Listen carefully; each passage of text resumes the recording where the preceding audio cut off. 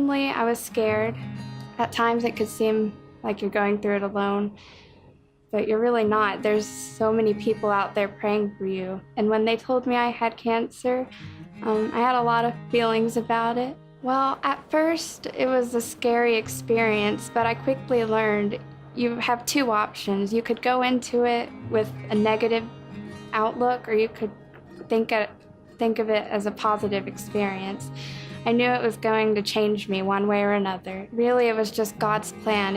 He was giving me a testimony that I would be able to share for the rest of my life, that other people haven't gone through this, or maybe they have, but either way, God can change people's lives through my story. It's a big deal to know that people are praying for you, so you know you're not going through this alone. And I would get Facebook messages or texts from people all over the country from different divisions saying their core prayed for me that morning. I've never been closer to God than when I had cancer. Before cancer, I would pray every once in a while, daily, but, before meals, at night. But when I had cancer, it got to the point where I would just talk to him about my day, just tell him what's going on. Not as much asking him for things, but thanking him for a lot of things.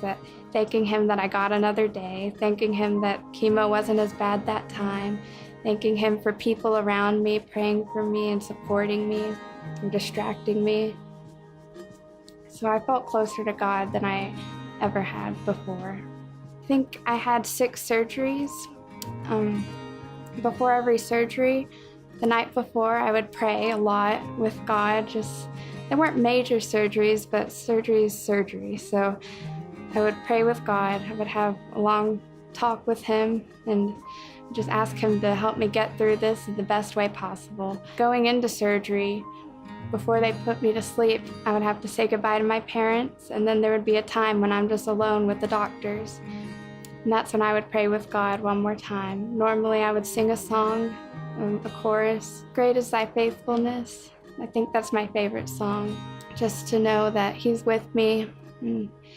No matter what happens, it's his plan.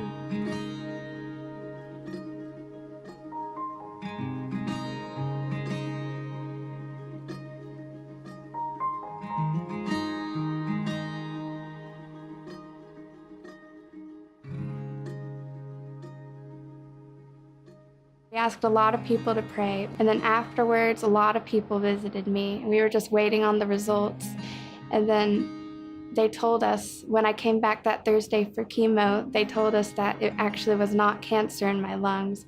That was a huge answer to prayer. That spot was not, in fact, Hodgkin's lymphoma. That spot was, in fact, an infection that wouldn't have responded to chemo.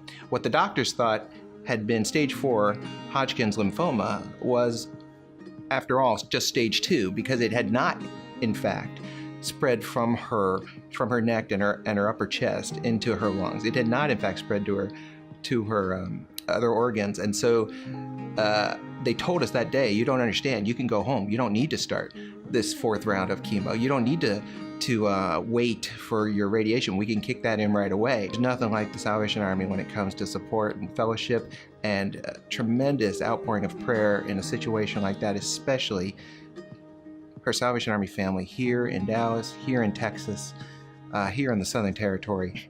Yeah, I love Dallas Temple. There's a lot of people here that I've known most of my life because I've lived here my whole life, and I've gone to this corps for a long time. And these people are like family to me now, especially in the youth group. I could text any one of them anytime, and if I need something or I just want to talk, and they'll be there. The band, I like playing in the band. I sit with Miss Karen, and she's a good friend. And songsters, I do love singing, so it's exciting to sing with the songsters. And I'm in praise and worship now, and I sing, and that's fun to be able to lead people in worship. I want to go to medical school. I'm not sure exactly for what, but I'm thinking I want to be an oncologist.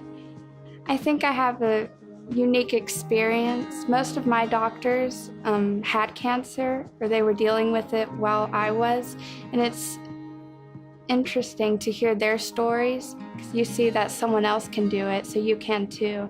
And I want to be that person for other people with cancer.